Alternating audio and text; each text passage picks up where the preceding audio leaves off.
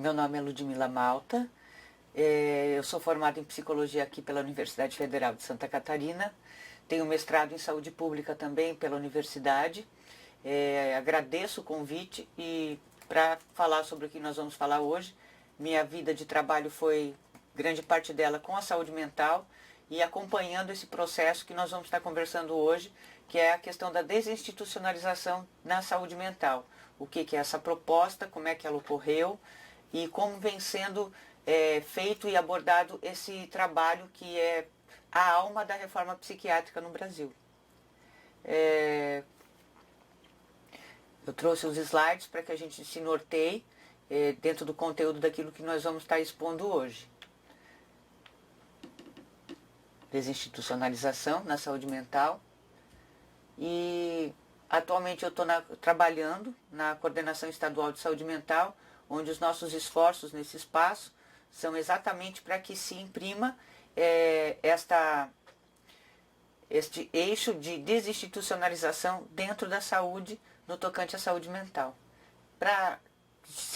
Dentro dessa vertente, a importância é tão grande que nós elegemos esse tema para que a atenção básica, principalmente, e os outros segmentos da saúde estejam a par daquilo que está acontecendo em nosso estado e no Brasil inteiro.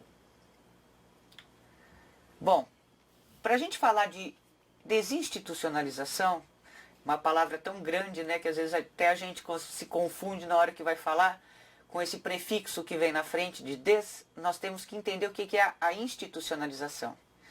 É uma palavra não tão corriqueira no nosso cotidiano, mas em vários segmentos da sociedade ela acontece e acontece com uma frequência bem intensa até. Então, o que é a institucionalização? Nós fizemos um recorte dessa palavra, né, do conceito dela, para trabalharmos exatamente aquilo que nós estamos querendo trabalhar hoje nessa web palestra, que é a questão da desinstitucionalização na saúde mental. Bom, indo para a literatura, né, e nós vemos que institucionalização, enquanto conceito, é um termo usado para descrever tanto o processo quanto os prejuízos causados a seres humanos pela aplicação opressiva ou corrupta de sistemas de controle sociais, médicos ou legais inflexíveis por instituições públicas ou sem fins lucrativos, criadas originalmente com fins e razões benéficas. Bem, a institucionalização em si, ela traz em sua gênese um intuito benéfico, né? Para a sociedade de um modo geral. Então a institucionalização ela não se dá apenas, como eu falei antes, dentro da área da saúde mental. Nós podemos encontrá-la em processos de educação, em processos no sistema prisional, né, porque são instituições. Né? Então, muitas vezes a gente acaba, dentro da área da saúde, nos restringindo a esse questionamento, a esse debate com relação à saúde mental. Mas não é só aqui. Né? A institucionalização ela se dá em várias vertentes da nossa sociedade. A institucionalização, por exemplo, dentro de um sistema ditatorial, ela é intensa e constante. Né? E não só se dá dentro daquilo que nós estamos falando hoje aqui, que seria a saúde, e o outro exemplo que é bem clássico dentro da nossa sociedade ainda liberal, né, que é o sistema prisional também, que são modelos clássicos de institucionalização. A gente pode ver em países ditatoriais que a institucionalização se dá intensamente no processo escolar, na educação. Então, vamos entender um pouquinho o que é essa institucionalização dentro da saúde mental, para depois falarmos sobre a desinstitucionalização. Para isso a gente tem que ir para a história. Né? Tudo tem um momento, uma origem, um início. E a institucionalização, no cuidado da saúde mental, ela começa em meados do século XVIII, dentro da Revolução Francesa. Né? É um momento muito intenso na Europa, né, de mudanças sociais, caracterizado também pelo êxodo rural, né, pelo inchaço das grandes cidades, e com isso também traz bolsões de pobreza. Né? Já naquela época a gente via e eu estou falando aqui de Paris, né, que foi um dos primeiros grandes hospitais asilares e manicomiais criados no mundo, a Salpêtrière. E nesse momento aí, onde a gente está tendo a Revolução Francesa, acontece de um médico, Philippe Pinel, que se propõe a humanizar o tratamento para pessoas em sofrimento psíquico, substituindo as correntes por camisas de força.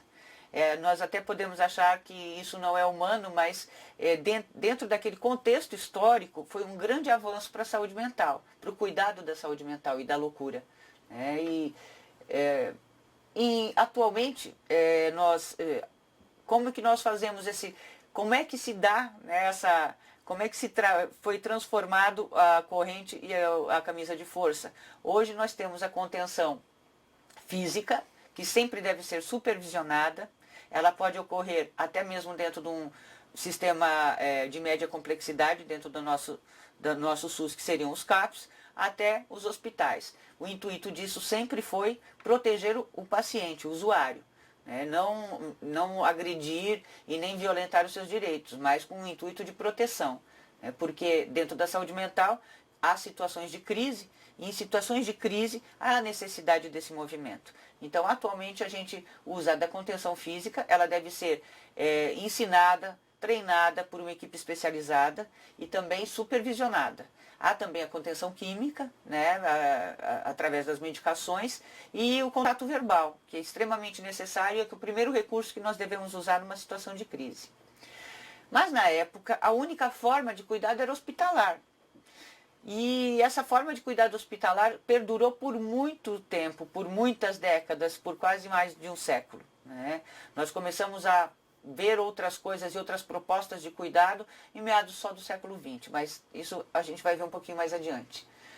Para Cunha, os hospícios são inicialmente espaços destinados à cura, à regeneração e às tarefas de assistir, tratar e consolar um tipo especial de enfermos da razão, incompatibilizados com as normas requeridas pela sociedade. Então, o que eram os enfermos da razão?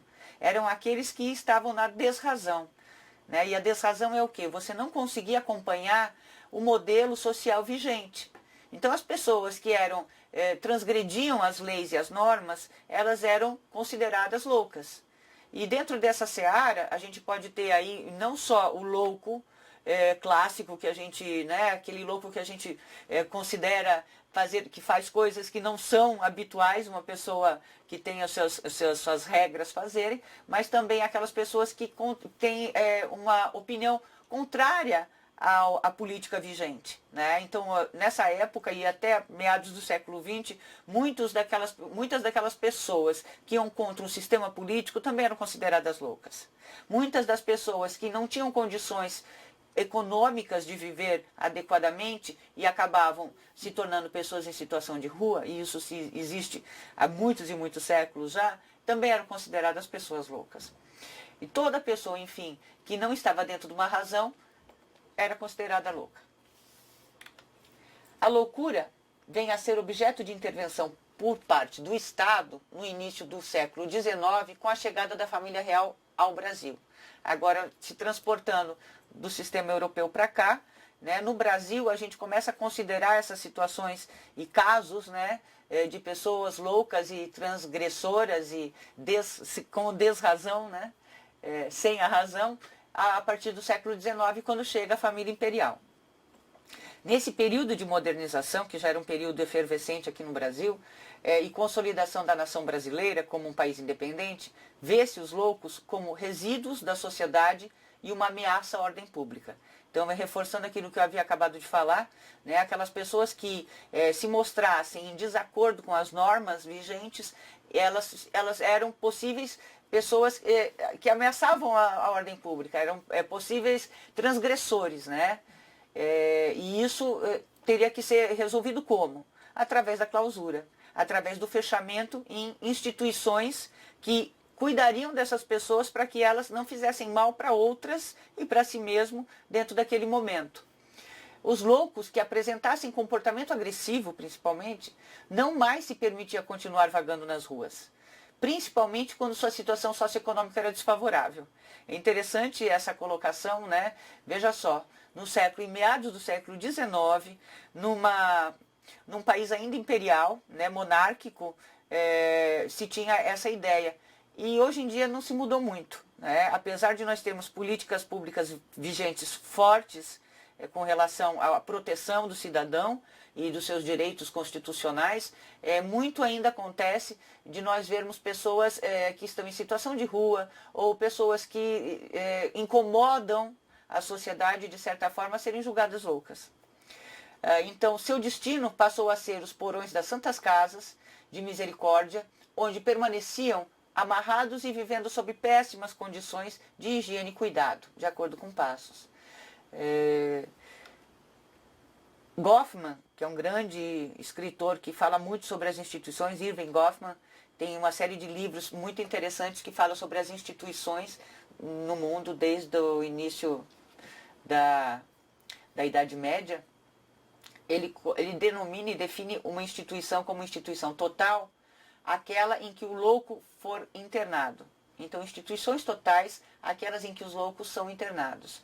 E quais são as características das instituições totais? Vamos lá.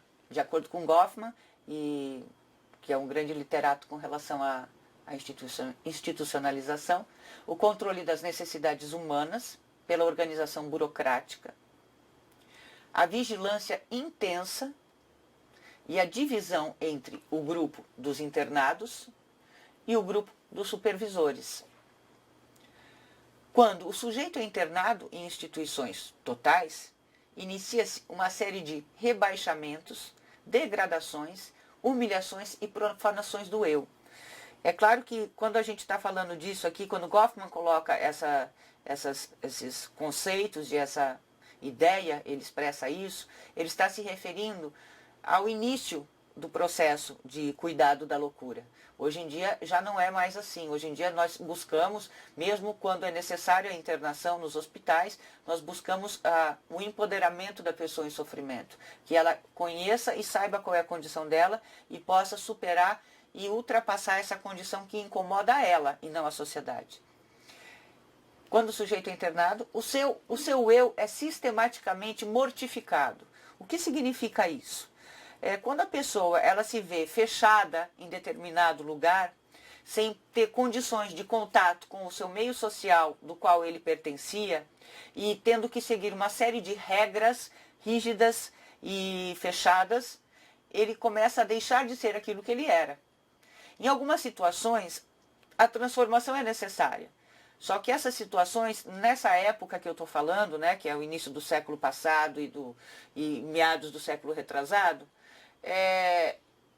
o intuito da clausura e da institucionalização era para treinar a pessoa a ser adequada à sociedade. E não para escutar aquilo que ela queria ser e como ela queria respeitar a forma dela ser.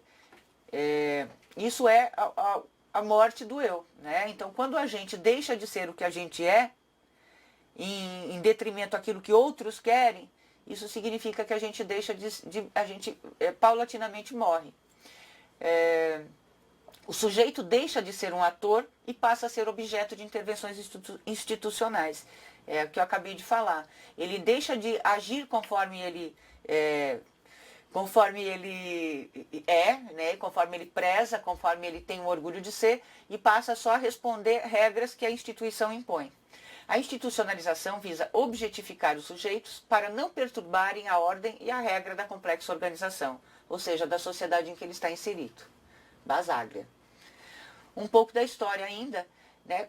Dentro de todo esse contexto, em meados do século XX, né, do século passado, começou-se um movimento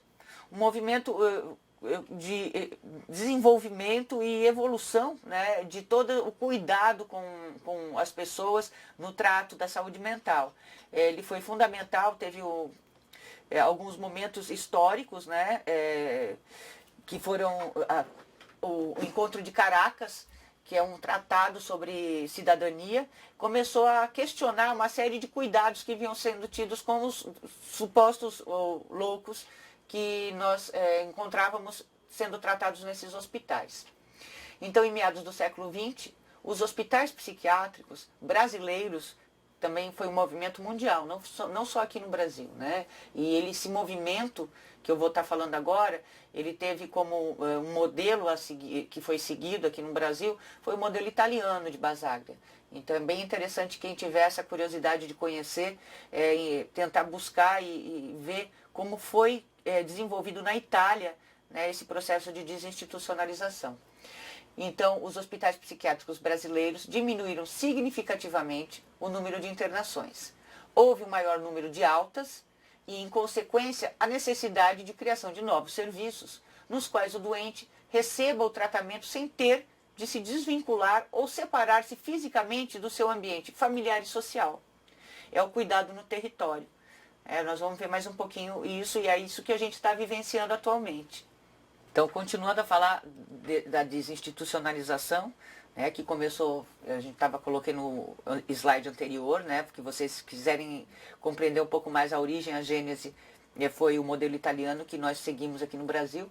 E a desinstitucionalização é um processo que se dá pela redução de leitos em hospitais psiquiátricos, os macro-hospitais, através de mecanismos claros, eficazes e seguros, e se pressupõe transformações culturais e subjetivas na sociedade, dependendo sempre da pactuação das 3 esferas de governo, a federação, o Estado e o município, e de movimentos sociais envolvidos na questão. A desinstitucionalização de pessoas com longo histórico de internação passa a tornar-se política pública no Brasil a partir dos anos 90 e ganha grande impulso em 2002, na verdade em 2001 já começa a sedimentação das políticas, né, com uma série de normatizações do Ministério da Saúde. É interessante porque esse movimento todo é extremamente revolucionário, implica que a gente mude a nossa cultura ao ver as pessoas em sofrimento psíquico, coisas que eu, quando criança, e alguns de vocês podem também ter experimentado a mesma sensação, o louco era aquela pessoa que nós tínhamos que ter cuidado, né? Então, os nossos avós, nossos tios falavam, olha, aquela pessoa é louca, então cuida, porque ela não bate bem. Então, assim, você compreender que o louco tem a sua razão e começar a dar outro tipo de cuidado e não retirá-lo dos olhos, aos olhos da sociedade, não tirá-lo e fechá-lo no cuidado e manter um cuidado territorial, né, no seio da sua família e da sociedade, é uma coisa extremamente revolucionária. É difícil para nós mudarmos uma cultura que é nossa, de berço, e aceitarmos esse movimento. Mas esse movimento, ele é humano, né? E todos nós, né, humano no sentido qual? Todos nós conhecemos alguém em sofrimento psíquico, se não é da nossa família, é da nossa extensão social, é de amigos nossos. Todos nós passamos por sofrimento psíquico. Todos nós, em algum momento da vida, experimentamos uma sensação de loucura, né? Então isso tem que ser mais trabalhado no nosso interior, no nosso processo de culturação.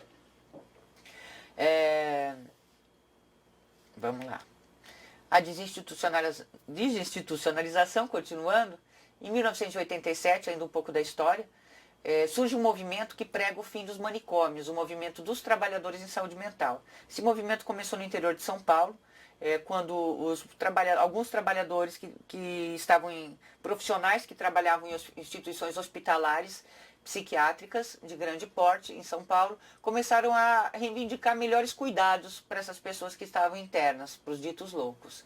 E se começou um movimento muito forte, juntamente com o momento que em nossa sociedade se edifica a Constituição, né? Depois de anos de um golpe militar, né? de um governo militar ferrenho, repressor, nesse momento o Brasil estava efervescendo de mudanças, né? E o movimento dos trabalhadores em saúde mental, ele pega para si esse mote e começa a reivindicar esses melhores cuidados. Com o lema Por uma Sociedade Sem Manicômios, mostrou à sociedade uma forma de discutir sobre loucura, doença mental, psiquiatria e seus manicômios. Sua finalidade é desinstitucionalizar e deshospitalizar, desconstruindo a imagem do abandono da pessoa em transtorno mental. É importante a gente ver que deshospitalizar é diferente de desinstitucionalizar. Porque a pessoa, quando sai de um longo tempo interna num hospital psiquiátrico, ela sai, como antes a gente estava falando, com o seu eu desconstituído, né? Então, o que é um eu desconstituído? Ela não sabe mais quem ela não sabe o que ela quer, ela fica como um cachorro adestrado, como um animal adestrado. Né? E muitas vezes ela não consegue se inserir dentro da sociedade, ela tem essa dificuldade.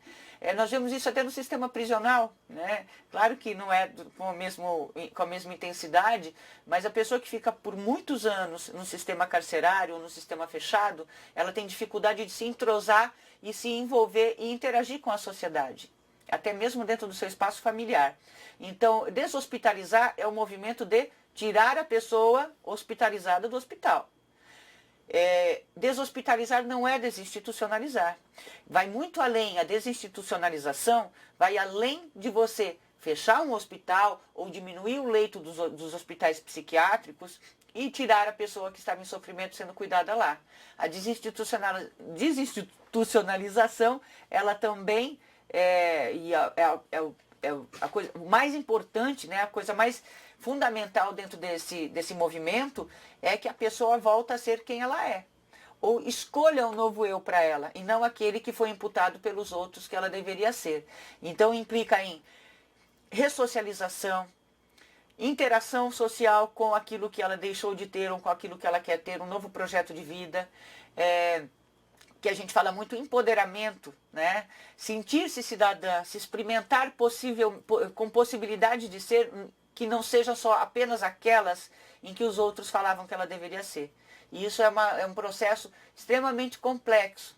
Apesar de nós, na saúde mental, trabalharmos com uma tecnologia leve, que se fala, né, dentro da saúde pública, a intensidade do processo de trabalho é tão grande que eu digo sempre que nós trabalhamos um dos complexos mais, uma das situações, um dos ramos, né, dos segmentos mais complexos da saúde dentro da tecnologia leve.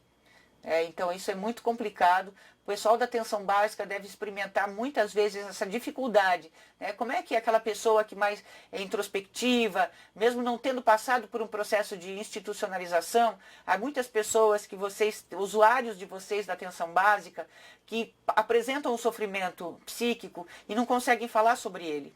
E isso reverbera e reverte na estrutura familiar, no cuidado da saúde, na própria relação que esse usuário estabelece dentro do posto, da unidade de saúde. Né? Tem aqueles que estão sempre lá querendo conversar com vocês e que querem falar algo além daquilo que é o comum e o costumeiro dentro do posto de saúde, da estratégia de saúde da família, querem falar de si, querem contar algumas coisas que estão acontecendo, querem falar desse sofrimento que elas estão tendo, que não é um sofrimento visível, que não é um sofrimento que verte sangue, é um sofrimento extremamente virtual, porque é um sofrimento de emoção. E esse sofrimento de emoção é muito delicado e muito difícil de cuidar. E por isso que eu sempre, é muito importante a gente marcar que desinstitucionalizar não é só fechar um hospital, ou não é ir contra um sistema que antes era vigente e que só tratava dentro dos hospitais e manicômios. É também empoderar e inserir essa pessoa dentro da sociedade. Então, voltando para a política pública, né, que foi assim, um dos maiores ganhos que nós tivemos na saúde mental, e assim, também frisando que é uma coisa extremamente nova. Vejam só, começou-se a fazer esse movimento de transformação em 87. Em meados de 90, começou-se a construir serviços que dessem conta dessa demanda que não estavam mais nos hospitais psiquiátricos. Em 2001 só que veio a se estabelecer a nossa lei, né, que é a lei da reforma psiquiátrica, a lei 10.216, colocando uma nova forma de compreender e tratar a saúde mental no Brasil, que é conhecida como a lei da reforma psiquiátrica. Tem como diretriz o cuidado da pessoa em sofrimento psíquico, em convívio com a sociedade, somando ao tratamento hospitalar outras alternativas. Isso é muito importante de ser falado, porque nós não estamos aqui com a desinstitucionalização dizendo que nós precisamos dos hospitais. Nós precisamos e muito do sistema hospitalar, porque há momentos da crise em saúde mental que nós não conseguimos dar conta no seio da sociedade, né? Ou num serviço de média complexidade, muito menos na atenção básica. Há situações de saúde mental tão severas que nós precisamos muito do serviço especializado e da alta complexidade que seriam os hospitais. É o que nós estamos falando. Quando falamos de desinstitucionalização, nós estamos falando de um processo de tirar a pessoa de sofrimento, em sofrimento psíquico, como moradora do hospital e trazê-la para fora. O hospital sempre vai ser necessário, só que a contrapartida da reforma psiquiátrica e da Lei 10.216 é que não mais morem dentro do hospital psiquiátrico. Né? Os hospitais são necessários, o profissional da psiquiatria dentro do hospital é extremamente necessário, dentro de um CAPS também, é aquele profissional que tem, além de toda a equipe, que é extremamente importante, né? Tanto na atenção básica, os ACS, né? Os agentes comunitários são pessoas que veem muito de perto aquilo que está acontecendo dentro da família e geralmente são os primeiros que detectam o sofrimento mental de algum familiar, que eles estão em visita. O técnico de enfermagem, a enfermeira, o médico de saúde da família, o psiquiatra num CAPS, a equipe multiprofissional, né, onde esse psiquiatra está inserido, psicólogos, terapeutas ocupacionais, assistentes sociais, enfermeiros, técnicos de enfermagem também. Toda essa equipe de profissionais especializados, né, tanto na saúde da família quanto na saúde mental, é extremamente importante e que estejam atuando em consonância, né? Por quê? Porque a desinstitucionalização jamais vai prever que não necessite do hospital. Assim como nós podemos sofrer um agravo de saúde no tocante à saúde física mais severo e nos hospitais é que nós vamos nos recuperar, também a saúde mental segue a mesma premissa. Tá? Eu vou voltar um segundo porque eu deixei de falar uma outra coisa muito importante aqui nesse slide, que é a portaria que rege os centros de atenção psicossocial. Então, contando a história da desinstitucionalização, perdão gente, porque essa palavra é muito difícil de falar, né, muito comprida.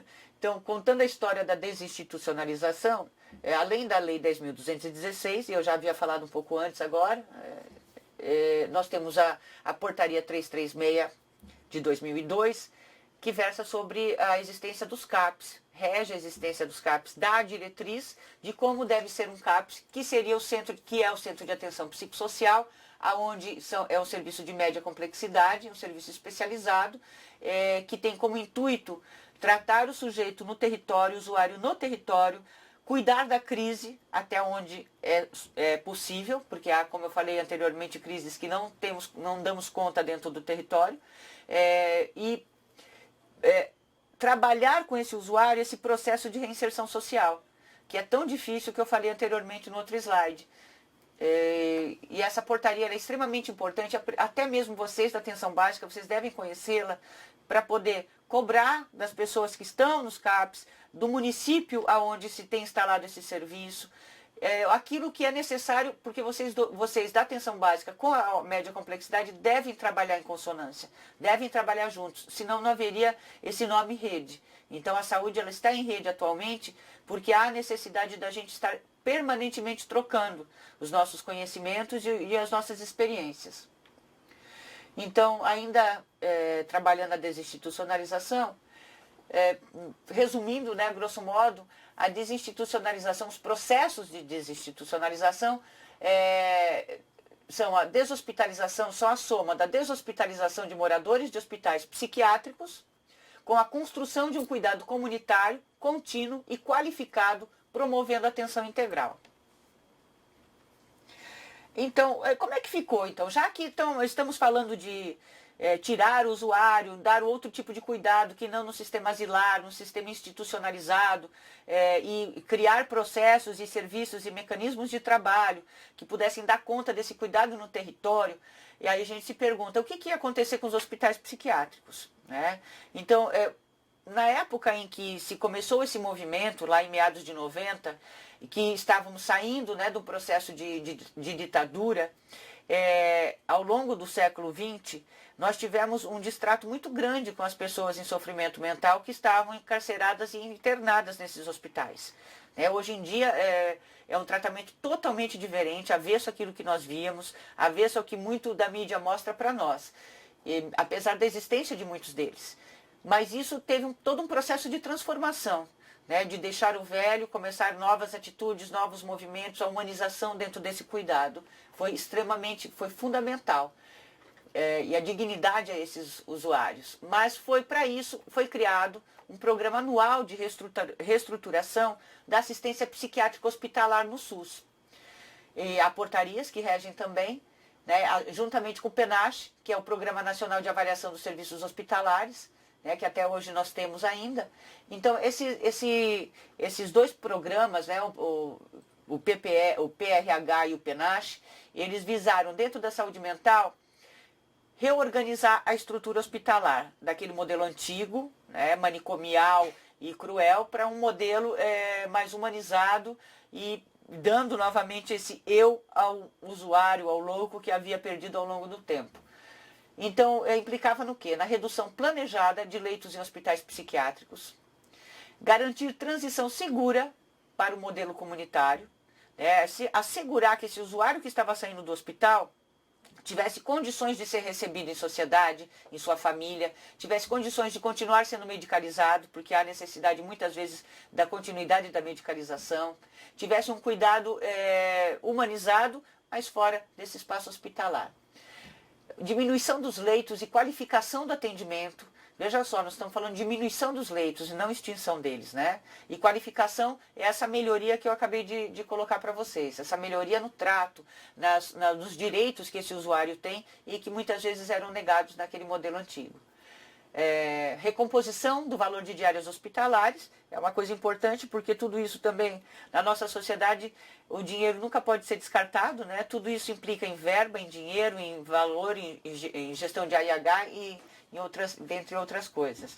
Recomposição do valor das diárias hospitalares, recursos financeiros, redirecionamento para ações territoriais comunitárias. Então, à medida que os leitos fossem fechando, esse valor, né, dentro de um espaço público, né, da saúde pública, ele estava sendo redirecionado para os serviços territoriais, como os CAPs, por exemplo.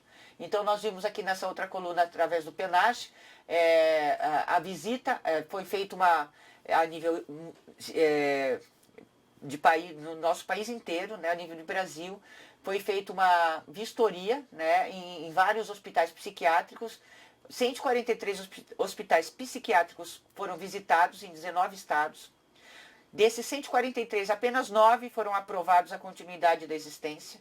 42 passaram por revistoria e 27 deles foram descredenciados. Aí vocês podem consultar depois, né, sendo registrado esses slides, vocês podem, se quiserem, tiverem mais interesse consultar para ver os números. O processo de desinstitucionalização ainda, ele segue um protocolo, né? Tem que ter um fluxo para a gente poder trabalhar essa desinstitucionalização. E aí eu apresento esse fluxo que começa, primeiro, nós identificarmos dentro de um hospital psiquiátrico de grande porte, aqueles moradores do hospital, da onde que eles vêm, qual é a origem deles, né? Naturalidade, município de residência, município em que já residiram, critérios para a desinstitucionalização. Municípios voluntários, municípios de residência dos familiares, municípios voluntários com a RAPS adequada, a RAPS, que é a nossa rede de atenção psicossocial. O que é um município voluntário com a RAPS adequada? Muitos desses usuários que estavam internos nesses hospitais, grandes hospitais institucionalizados, quando saem, depois de 10, 20, 30 anos às vezes, eles não têm mais família, eles não têm mais para onde ir. E nós temos também outro dispositivo que logo a gente vai mostrar, outro serviço da RAPS, e que comporta essa condição desse usuário. Então, essa é uma dos critérios de desinstitucionalização. Se ele não tem a residência familiar, ele pode estar no município onde há esse serviço adequadamente. E o município da última residência, né? Se não tiver no primeiro, que são os familiares, e no terceiro, que seria o da sua residência, ele com certeza tem que ser absorvido, né? Tem que ser cuidado por um município que tenha a RAPS adequadamente implantada. Quem são as pessoas internadas? Tempo de internação, breve, longa, permanência, quanto foi, condição de autonomia e dependência institucional do usuário, situação jurídica da internação, situação civil, interdição, ele está interditado, ele tem uma curatela ele está sendo cuidado pelo Estado, por alguém que representa o Estado. São detalhes assim que eu só coloquei para vocês verem que não é um processo que apenas sai do hospital e vai para o território. Tem todo um processo de cuidado e que nós temos que estar seguindo. Ainda dados, né, processo de desinstitucionalização, alguns estados que se iniciou, que havia um número de hospitais psiquiátricos, total de leitos, né, nesses hospitais, que foram fechados, tá? Em Santa Catarina, os leitos, não estou falando do hospital, tá? Estou falando dos leitos. Muitos leitos foram extintos, né? Tanto que nós temos um grande problema aqui em Santa Catarina, veja só. Aqui, esse dado, ainda eram 3 hospitais que existiam psiquiátricos aqui no nosso estado. 2 deles já foram fechados. Em Criciúma, Rio Maina, e o outro de Lages, Nossa Senhora dos Prazeres, se não me engano. E nós temos só a antiga Colônia Santana, que é o Instituto de Psiquiatria de Santa Catarina, o IPQ. Né? E há um problema bem grande, né? Porque o IPQ é único, está sobrevivendo e cuidando de todo o estado nas situações de crise praticamente. Mas hoje nós temos também outra alternativa, que eu vou mostrar para vocês logo mais, nos próximos slides, que são os leitos de saúde mental nos hospitais gerais. Então nós temos alguns componentes, é isso que eu queria mostrar para vocês. Na portaria 3088, que é a portaria da RAPS, o pessoal da atenção básica tem que dar uma procurada, dar uma olhada, porque vocês também fazem parte dessa RAPS, tá? Tem algumas estratégias para a gente poder absorver essa demanda e dar um cuidado digno para ela. O programa de volta para casa, que é um programa de remuneração, de custeio e valor financeiro mensal para o usuário que estava interno. O serviço residencial terapêutico, que é o SRT, esse serviço residencial terapêutico é extremamente importante que nós comecemos a implantar no estado de Santa Catarina, porque é ele que vai dar conta desse público que não tem mais família, que não tem mais laços e vínculos na sociedade e não tem aonde morar quando sair do hospital psiquiátrico, no SRT que nós esperamos que ele fique. E é o programa de desinstitucionalização, é um programa que consiste num projeto que os estados devem fazer, são incentivados a fazer, os territórios, para se trabalhar, principalmente espaços onde há esses grandes hospitais ainda, para se trabalhar tudo isso que eu estou falando com vocês. E também tem a portaria deles, tá? Tem todos esses que eu estou falando para vocês, há uma portaria. E os leitos de saúde mental em hospitais gerais, como eu havia falado. Estratégias ainda, programa de volta para casa, aí eu aponto o número das portarias, tá? Do SRT, do programa de desinstitucionalização, do programa de volta para casa. Eu estou com pouco tempo, então eu vou correr nos slides. Nós temos aqui o que eu acabei de falar para vocês, o programa de volta para casa. Esse slide ele vai detalhando um pouquinho mais como é que funciona. São poucos os municípios em Santa Catarina que implementaram ele, então é interessante, assim, vocês aí da atenção básica que estão vendo que tem esse sofrimento, essas pessoas que têm pessoas que precisam desse apoio, desse custeio, procurar com os gestores, ver o que deve ser feito para que isso aconteça.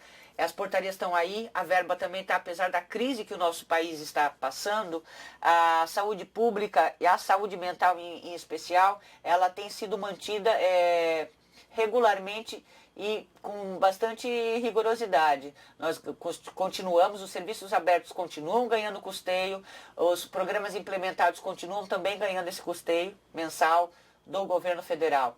Então a gente não pode reclamar, tá? Então aqui, ó, as moradias, o que seria um residencial terapêutico. Tem 2 modalidades. São moradias inseridas na comunidade, destinadas a acolher pessoas com internação de longa permanência, egressas de hospitais psiquiátricos e hospitais de custódia. Hospitais de custódia é aqueles onde são os loucos inimputáveis. São aquelas pessoas que cometeram algum delito de lei, né, alguma infração, mas são consideradas pessoas loucas. Então, nós temos aqui o Hospital de Custódia em Santa Catarina, ao lado da penitenciária, aqui em Florianópolis, no bairro da Agronômica. Então, nós temos 2 tipos de SRT. Um deles visa dar assistência a pessoas que têm uma necessidade de maior cuidado, né, que tem AVDs, AVDIs prejudicadas, né, atividade de vida diária não consegue fazer com tanta facilidade, tem uma certa dificuldade e fragilidade maior, que é o SRT2 e o SRT1, que são as pessoas que são mais ativas, que têm já uma certa facilidade de estar interagindo, de estar indo para o meio social, de estar se virando sozinha, né, modo de dizer assim, comumente falando. Aí tem os valores, que é ganhado mensalmente para cada uma delas. E a programa de desinstitucionalização, que é essa portaria que incentiva os estados e os municípios a se organizarem para começar esse processo todo que eu estou falando para vocês, né, dando apoio, sempre pensando em rede, gente, como uma rede de tarrafa, né, falando aqui em Santa Catarina. Cada pontinho dessa rede é um serviço. E se essa rede fura, o serviço vai cair na desassistência. Isso é fundamental. Por isso também essa portaria veio à tona, para que a gente consiga amarrar bem essa rede de tarrafa e consiga implementar todo esse trabalho além do nosso diário, né, dos nossos serviços. Os leitos de saúde mental em hospitais gerais, é fundamental essa portaria porque ela está dando conta de um público que muitas vezes, não tendo essa portaria, eles eram internos na Colônia Santana ou no IPQ. Né? Então o IPQ tinha um inchaço muito grande, ainda tem, né, de usuários, ainda tem situações que são inadmissíveis, mas não tem como eles lá negarem, os profissionais fazem tudo aquilo que podem dentro daquele espaço, né, tem a questão do leito chão, né, que não tem mais, por falta de leito, acabam colocando o usuário a dormir no chão, né, e isso aí é uma coisa que não tem, o profissional, compreendo totalmente, o profissional que está na linha de frente ali, ele não tem como negar assistência a uma pessoa em sofrimento tal que está lá pedindo para, alguém pedindo, ou ela mesma às vezes pedindo para internação, né, com indicação para internação. Então esses leitos de hospitais gerais, eles visam dar conta dessa situação. Não há mais a necessidade de uma internação de longa permanência. Logo, nós temos agora a possibilidade de internar a crise dentro de um hospital geral. Então vai ter um espaço dentro do hospital geral, onde é acomodado o sofrimento psíquico, há uma equipe multiprofissional para dar conta desse cuidado, e a pessoa, em torno de um mês, parece que é o máximo, ela volta para a família dela, volta para o seio social, com a articulação da média complexidade, ou às vezes até da atenção básica, junto à alta complexidade, que é esse hospital geral. Então, assim, para finalizar, eu acho que já está esgotando meu tempo, eu acho que tem duas coisas que eu coloquei aqui, até assim, de uma forma bem não científica, bem empírica, bem senso comum, que é extremamente importante a gente estar trabalhando. Principalmente as pessoas dos serviços de média complexidade dos CAPs, e aquelas que na atenção básica se preocupam tanto com o usuário, que não conseguem deixar ele seguir sozinho o caminho. Porque eu entendo que o usuário é uma via de mão dupla. O usuário, ele pede pela nossa ajuda. E ele pede de uma forma tão fragilizada, e nós sendo tão humanos como somos, não conseguimos dizer não. E não conseguimos muitas vezes ensinar eles a fazerem como deve ser feito. A gente acaba fazendo pelo usuário muitas vezes coisas que eles deveriam ter força e aprender a fazer sozinhos. Desde uma reivindicação com relação a uma medicação ou a um exame de alto custo, né, que acontece muito isso na atenção básica, acredito, até melhorias na condição de um CAPS, né, ou conseguir fazer suas coisas não dependendo do CAPS, porque há isso muito dentro da média complexidade dos centros de atenção psicossocial. E também, como eu falei agora, há também na atenção básica. É uma via de mão dupla, a gente fica com receio de deixar o usuário sozinho, e em contrapartida o usuário acaba se apegando a nós de uma forma que a gente não consegue também se desvincular dele. Isso é um processo de institucionalização. Então a dificuldade de se trabalhar no processo de alta, né, dentro de um CAPS, por exemplo, e a ausência de trabalho em corresponsabilização com a intersetorialidade e com as demais instâncias da RAPS, fazem o quê?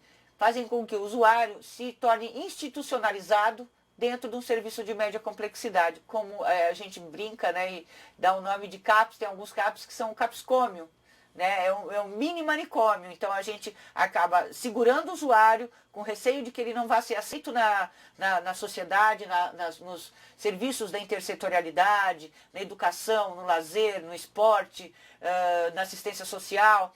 Há toda uma rede intersetorial e de apoio que tem que trabalhar em consonância conosco, mas também nós não podemos reclamar que não se trabalha se a gente não vai atrás dela. Então é uma via de mão dupla, tanto a gente ensinar o usuário a fazer sozinho, quanto ele dar esse valor ao aprendizado dele, conseguir se desvincular da gente, quanto também nós procurarmos a rede para conversar e não ficarmos só falando que não há essa conversa, né? Então eu agradeço assim, esse espaço.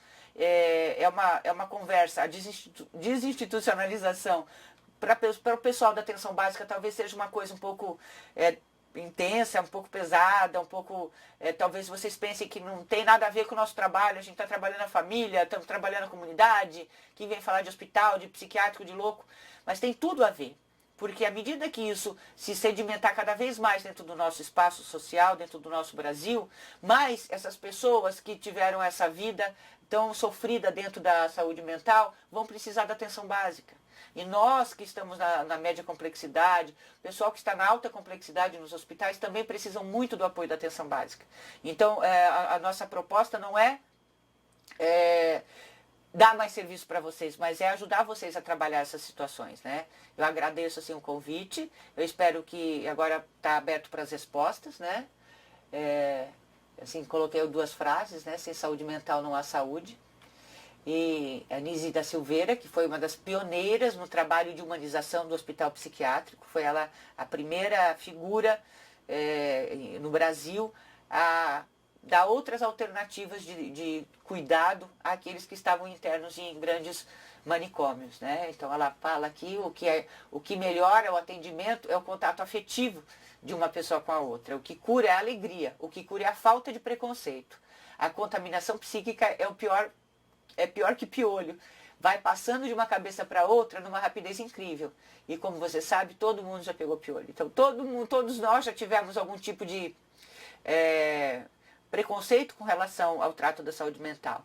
Mas a gente não pode esquecer que todos nós podemos também um dia ter esse problema, né? Então é isso, é o meu recado para vocês. O que vocês quiserem agora, a gente vai abrir para as perguntas, né? É interessante assim, a gente não deu tempo de falar um pouquinho mais sobre Santa Catarina, né? Mas o nosso estado, de acordo com o nosso apoiador em Brasília, da Coordenação Nacional, é um dos estados que mais requer e pede leitos em saúde mental nos hospitais gerais, em detrimento dos CAPs. Então é um estado que ainda é frágil, né, no cuidado à saúde mental, na média complexidade e na atenção básica. E talvez seja até por ser um estado da região sul, né, um estado que tem uma cultura europeia, uma cultura estritamente conservadora, né, uma cultura que exige muito, né, da pessoa, do cidadão, exige determinado tipo de comportamento, de postura, de forma de trabalhar. E não é à toa que essa cultura, né, tão forte assim, que eu acredito que muito é por conta dessa verve, né, europeia que a gente tem, também traz para nós um índice de suicídio tão grande, né? Que a gente já teve outra web palestra da nossa colega Deise que veio falar sobre isso. E aí estou falando, não mudando de assunto, falando dos hospitais e dos CAPs. Então, a gente ainda tem que trabalhar muito a questão da representação social que a gente tem com relação à pessoa que está em situação de loucura, né? Porque hoje se popularizou muito também, então fica mais fácil para a gente poder estar cuidando e tratando esses casos, né, que chegam até na atenção básica. A bipolar, o depressivo, e a gente pode notar que, às vezes, uma boa conversa, né, uma boa conversa aplana e acalma muito desse sofrimento. Né? Às vezes, o próprio usuário não ter sido ouvido leva ele a uma situação de crise que acaba levando ele a uma situação de internação. Porque o usuário, quando entra numa situação de crise e procura o hospital para ser internado, ou é indicado o hospital para isso, é porque ele já tentou todas as alternativas. Não é só porque ele é louco, é porque ele já tentou falar do sofrimento dele em várias instâncias e não conseguiu ser escutado. Então é super importante a gente pensar isso. E nós temos aí, em números, né? O estado nós temos 105, 100 CAPs, números 100 redondos, 100 CAPs habilitados no estado inteiro. Nós temos mais 5 para serem habilitados.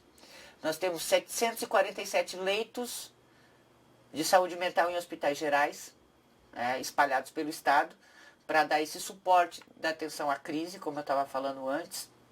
Mas, em contrapartida, nós temos só 4 SRTs, que são Serviços Residenciais Terapêuticos.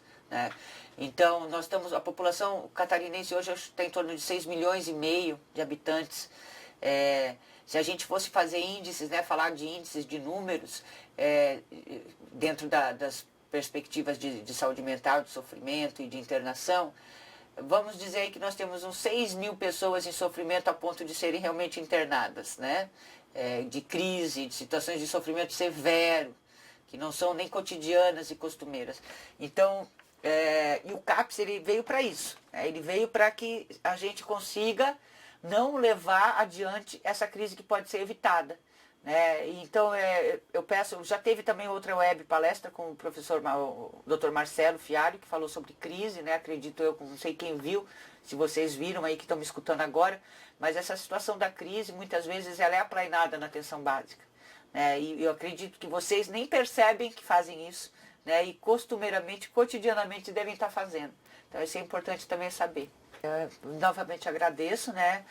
Agradeço a equipe nossa ali da coordenação estadual, que a gente somos uma equipe muito pequena, mas a gente está sempre disposto a estar apoiando, ajudando, e a nossa intenção maior é edificar todo esse serviço da média complexidade em parceria com a atenção básica. Vocês são assim, a atenção básica é a alma da revolução do SUS, né?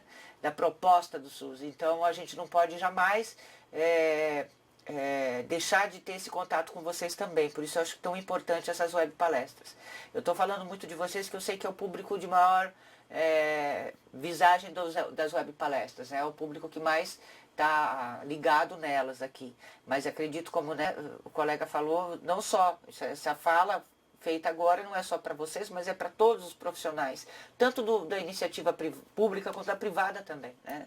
Então eu agradeço novamente e vamos continuar lutando e tentando ver se esse nosso estado aqui investe mais nessas SRTs. É uma coisa que eu tenho que falar também, que não posso deixar de falar, é que esses serviços, né, que nós falamos todos, que vêm a substituir as internações e os hospitais, também os hospitais, esses leitos, né, de saúde mental nos hospitais, eles têm um custeio muito, muito bom, e é do governo federal direto para o município e direto para o hospital. Então, muitas vezes a gente reclama do Estado, reclama do governo federal, mas na verdade a reclamação tem que ser feita com o gestor de cada município, tá, gente? É o gestor que gera essa verba que vem captada para que vocês possam fazer um serviço de melhor qualidade. Então a gente tem que entender isso para poder reivindicar também. Obrigada a todo mundo.